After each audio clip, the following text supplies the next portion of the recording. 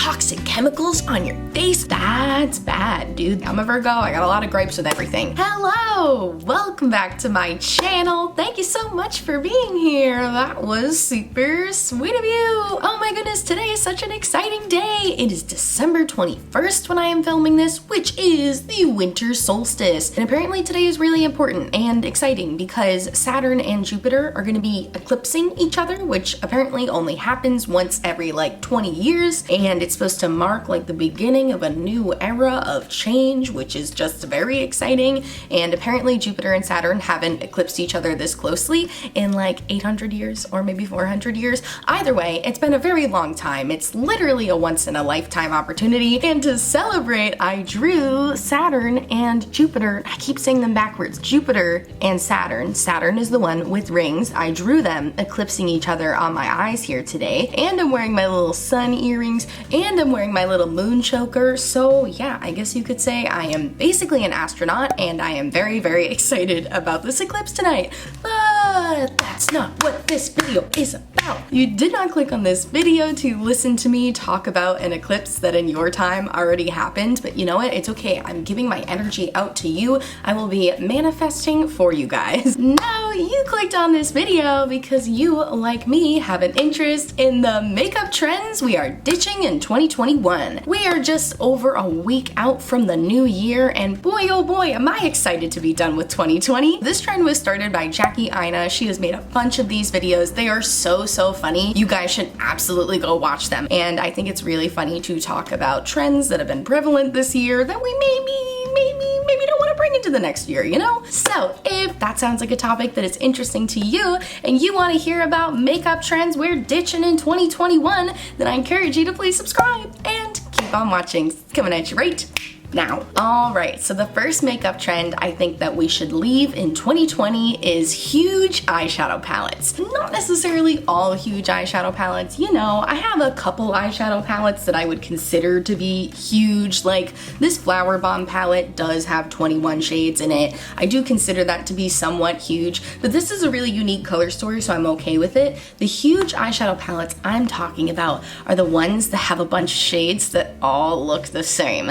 And I know you can sit here and be like, well, actually, if you swatch them next to each other, the undertones are like a little different, but here's the deal. You put them on your eyes and they look basically the same anyways. You're not gonna be able to tell the difference between a mauve and a slightly more neutral mauve. You guys know what palettes I'm talking about. I'm talking about the huge Morphe palettes that have a bunch of the same shades that really don't look all that different on the eyes. I'm talking about the huge palettes Colourpop has been doing lately that, you know, I like the idea of having all of your neutrals in one palette, like the Stone Cold Fox palette and the Bare Necessities palette, but come on, be realistic. They're not all gonna look different on the eyes and you're not realistically gonna use all the shades. I think there is a way to be concise with a color story like that. You know, you can give somebody all of the options they need, but you don't need this many throwaway shades. You know, I feel like you can take a 30 pan palette and pare it down to 20 shades even and make those more concise. Like I was just talking about the Flower Bomb palette is 21 shades. I feel like any more would have been way too much and any less, I probably could have dealt with a few less, but I feel like 20 shades is where we should cap an eyeshadow palette. I just think if brands focused more on making a really good color story and making a really good, well curated palette, that would be good, you know? Because I do feel like sometimes with these mega palettes, you feel like there's some throwaway shades. You feel like there's some shades that they kind of skimped on the quality on because it's a huge palette, but they had a lot to focus on, you know? So huge eyeshadow palettes with tons of repetitive shades is definitely a makeup trend that I hope we leave behind in 2020. Alright, so the next makeup trend that I really hope we can leave behind in 2020 is universal face palettes. And I put the air quotes around universal because the universal face palette is not something that exists. A lot of these brands, I know the one I talked about most recently, I think in my November anti-haul, was Physicians Formula's face palette that they came out with this year. I believe they come out with one every year. One face palette every year, and I'll put it on the screen here. And it's just, come on, you know this is not going to work for everybody. This is going to work for fair to light, maybe medium skin tones, And that's just not acceptable, you know? Especially these huge companies that you know have a ton of money and have been around for a long time. For them to come out with one face palette is just unacceptable. Another example is Hourglass has this, I think it's called their Ambient Lighting face palette. They took off the market to reformulate for a year, and when they put it back on the market, everybody kind of thought like, oh, they're taking it off, they're reformulating it, they should be coming out with more shades, you know, they've taken it off the market, they were working on it, and they put it back on the market still only in one shade, and they had already received criticism for only having it available in one shade, and they just purposefully chose not to work on that, even though they had the time to work on it. And it's just unacceptable. And you know, a lot of brands will come out and only release like one shade of a palette, and their excuse is, oh, we just wanted to see how it does, and if it does well, then we'll make more shades. Well, how can you see how it does if tons of people can't even use the palette? That's just such an illogical reason. It's a cop-out of a reason for sure. It is a way to not feel like you need to be held accountable for your actions. You know, it's like the Tarte Shape Tape foundation situation all over again, where they released that abysmal shade range and then tried to come back and said, oh, well, we were just so excited to release it, we always planned on making more shades. Like, that's clearly an excuse. It's a huge cop-out, and it's just really not acceptable anymore. It's never been acceptable, but going into 2021, universal face palettes are super unacceptable. Terrible shade ranges are super unacceptable. This brings us into my next point here of a trend I want to leave in 2020, and that is tinted moisturizers / light coverage foundations having trash shade ranges. And I feel like an excuse we hear for that one a lot is, oh, it's light coverage so it can stretch across a wide range of shade ranges. Like, no, it can't. Do you remember when Glossier came out with their concealers the first time and they literally had 5 shades and everyone was like, oh, that doesn't seem like enough? And they were like, no, it's sheer coverage. Everybody can use it. And then we saw the reviews and we saw that not everybody could use it, and they did the same with their skin tints. I don't know how Glossier was able to come back from that, because that was really abysmal. I don't know if they have more shades in the skin tint now, but I remember their initial launch was like pretty abysmal. And I was just watching Teresa Is Dead's anti-haul the other day, and she was looking at this new Urban Decay foundation, which is like a hydrating medium to light coverage foundation, and they had a pretty trash shade range in that too. And I just feel like all of these light coverage foundations come out with such bad shades, and they try to use the excuse of, oh, it's light coverage, it's fine, like it's gonna sheer out, you don't have to worry about it. It doesn't matter if something is sheer or full coverage.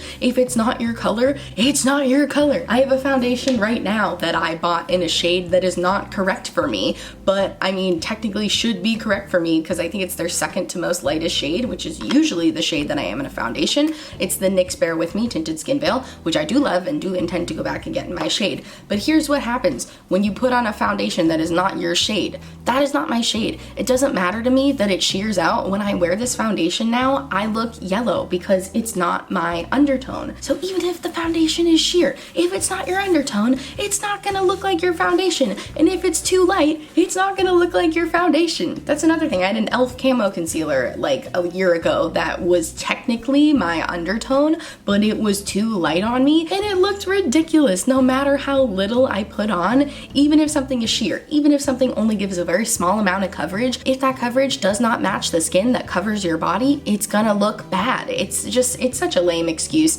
It's the same thing with the universal face palettes. It's an excuse. It's a cop-out. It's not an actual explanation. And if they had a diverse group of people with many different skin tones working for their production team, then they would know not to even try that. But it's very clear when they release universal face palettes like this, they either don't listen to the people on their team or they don't have diverse representation on their production team. So I'm just not supporting brands that do that anymore. I've said before on my channel, Physicians Formula is done to me. They've done that too many times and made no attempt to get better. Hourglass I've never purchased from anyways, and they're very expensive, so that one's easy for me not to purchase from. I know Samantha Ravindal openly expressed that she's not purchasing from them right now, which I think is amazing because she's worked with them a lot in the past and is definitely somebody who has probably helped their business a lot. So I think if more big influencers can do stuff like that, where they boycott these brands and hold them accountable and say that they're not going to promote them until they get better, I think that's amazing because these brands really need to do better. They can't be doing this anymore. They never should have been doing it, but in 2021, we are leaving non-inclusive products behind because we're done with it. All right, speaking of foundations, another trend I really hope we can ditch in 2021 is naming foundation shades nude. If you have ever seen a foundation in the store or purchased a foundation yourself that is by the shade nude, I can probably guess what it looks like. Probably looks something like this. This shade is called Vanilla Nude from NYX, which I guess that one's a little more specific. It's a nude if you are a vanilla person, I don't know. But typically when you see a foundation that has the word nude in it, it's a pale foundation, and that's messed up because nude literally just means naked. It means naked. It means without clothing. So nude should be whoever's skin tone of the person buying it, you know? You can't use nude to generalize, and that's such an easy thing that makeup brands can fix. It's just reprinting labels on your stuff. When you go into new production, change the name. I think Fenty is doing it right. Just make your foundation shades numbers. That's so much easier. I think MAC does the same thing where they also use numbers, and I think that's such a good idea. I think everybody should just use numbers, but these brands will save themselves so much time if they don't spend literally hours thinking about the name Soft Ivory. It's a Wet n Wild foundation, but you know, it's like they put so much effort into these names. And Vanilla Nude, like just call it 100. Call it 100, 200, 300, 400. It's so much easier to remember too, because then you end up with a bunch of foundations where you're like, okay, I know I'm Soft Ivory in this one and Vanilla Nude in this one and Cream Pudding in this one. What a gross name for a foundation. That's the other thing. The food names, I don't have like a huge issue with the food names, but it's a little weird to think of your skin like food. I don't love that one. But what I'm saying is just ditch the nude, even if you want to keep with your stupid kitschy names like banana cream pudding. At least don't call it banana cream pudding nude, you know? Just skip the nude title because the makeup industry has made it clear of what nude means to them, and that is not what nude means to the rest of the world. So I think naming foundation shades nude is a trend that we need to ditch in 2021. Alright, so the next trend that I would like to leave behind in 2020 can apply to both makeup and skincare, and that is the notion that all chemicals are bad and all natural skincare / makeup is the only way to go, and everything else is not safe, and you are just putting garbage in your body. You're gonna put toxic chemicals on your face. Chemicals are toxic. Chemicals are bad. How dare you put chemicals on your face, you idiot? That is what I imagine all natural skincare people to talk like. No, I'm sure they're more polite than that. But it's the notion that all chemicals are bad is just so flawed and dangerous because it's just simply not true. You know, I've been following a lot of dermatologists and estheticians on Twitter lately. Westchester esthetician, aka Tiara Willis, is somebody who I really love and respect on there, and she talks about how people think that chemicals in skincare is bad because they hear the word chemicals and they immediately think of like acid that's gonna burn your skin off, when a lot of chemicals in skincare and in makeup are there to stabilize the product. They're there to prevent it from going bad. They are not there to burn your skin off. Even alcohol in skincare can sometimes be good. I'm somebody who personally tries to avoid alcohol in skincare unless it's a fatty alcohol like cetyl alcohol. I try to avoid denatured alcohol in my skincare just because my skin is severely dry. But I remember I was watching a video from Susan Yara a couple years ago where she talked about how denatured alcohol is a very popular ingredient in Korean skincare because the climate in South Korea is very humid. So they do that so that when you put a moisturizer on your face, it sinks into the skin and it doesn't stay sticky. Since the climate is humid, if they didn't add something like denatured alcohol to the product, it might not fully sink in and it might feel sticky and gross all day. Brilliant, brilliant. I felt so silly after watching that video because I was somebody before then that was like, denatured alcohol is bad. It's bad for everybody. And that was a really ignorant thing of me to think before because it's not. I mean, I didn't think about the fact that there are other climates where that is helpful, more humid climates. I live in New York. I live in a northern chilly climate. Like, of course it's dry out here, but it's not dry everywhere. And that is a hard truth that I had to learn, and that denatured alcohol is not bad for everybody's skin type. way. And as I mentioned earlier, a lot of chemicals in skincare are meant to hold the product together. I remember Susan Yara was reacting to Bella Thorne's skincare routine. I'm sorry for laughing, but you know what? Yeah, we can laugh. It was bad. She had a terrible skincare routine, and she was like super high and mighty about her all-natural skincare routine. And she just doesn't understand how people could put chemicals on their skin. That's just like really nuts. Even though she's able to get facials every other week and she has access to a dermatologist and to an esthetician, which most people don't have the financial stability to do so. But that's besides the point. That's not what this video is about. So her skincare routine, she used one product, and it was literally honey, lemon juice, and I think, what was the last ingredient? Was it sugar? There was some sort of exfoliant in there, but she was literally putting lemon juice on her face. Lemon juice might be all natural, but it's still citric acid undiluted directly on your face. Okay, she diluted it with a little bit of honey, but that's still, if you put lemon juice directly on your face, that's bad, dude. That's really, really bad. Look at, do you guys know Alana Davison here on YouTube? I don't know if you follow her on Instagram, but last year she was in Mexico and she was making margaritas and she was juicing limes, and some of the lime juice squirted back on her without her noticing. She got a severe burn. She got a terrible sunburn because of the citric acid that was on her in combination with the sun. Literally caused her skin to like bubble up and peel off, and took her almost a year to recover from. Citric acid is no joke, and that's why when you typically see it in skincare, it's very, very low on the list, if at all, because you have to use such a small amount from it, because too much can really burn your skin. And Bella Thorne is over here talking about how all natural skincare is better. Oh man, I could talk about this topic for literally forever. But the other thing I wanted to say about that was the fact that she talked about in her skincare routine how she would keep this same little jar of her little concoction for like weeks at a time. And lemon is somewhat of a preservative with the citric acid, but if you ever left a lemon in the fridge for 3 weeks after it was already cut open, it's not gonna be good when you go to use it. It's gonna get mold on it. So that just goes to show you that all natural is not always better. Sometimes it means the product's gonna go bad faster, and granted, there are certain brands, like I know Bite Beauty is one that like really focuses on putting all food grade ingredients in all of their lip products and everything, and I think that's great. I think that is wonderful. I think that there are some clean beauty brands that actually are doing it right, and they're doing it in a way that isn't shaming people for not doing everything all natural, and I think that's fine. Like, I'm not saying she can't be an all natural brand, but I think the concept that all natural, no chemicals, skincare and makeup is the only way to go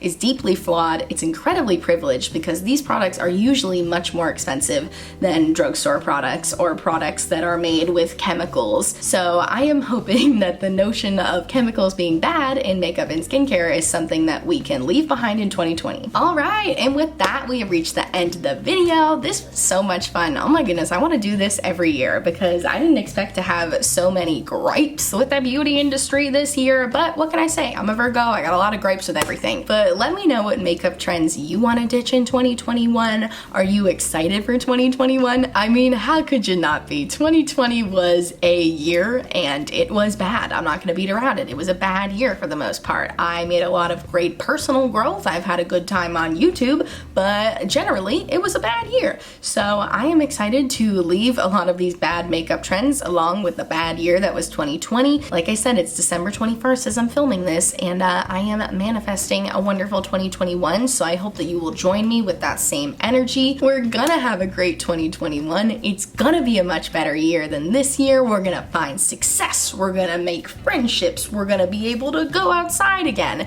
It's gonna be a good year. I just know it. Thank you so much for watching. If you liked this video, please give it a big thumbs up and subscribe to my channel. I'm so close to 1,000 subscribers. I'd like to reach it before the end of the year. If I don't, that's okay, but I would love to reach 1,000 subscribers so that I can monetize my channel and make a little bit of money that I can put right back into my channel. So if you would like to subscribe, I would appreciate it so much. I have heard that if you subscribe to my channel that your armpits will be less smelly, but that's just a rumor. That's just a rumor. I cannot corroborate that, but it's just what I heard. So thank you guys so much for watching. Check out my description box for everything on my face today. I also have a ton of Black Lives Matter resources. I have petitions to sign, places to donate, and ways to help protesters. Those resources are available in every single one of my description boxes for you, so please click on those if you have the time. I thank you so much for watching, and I'll see you in my next video. Bye!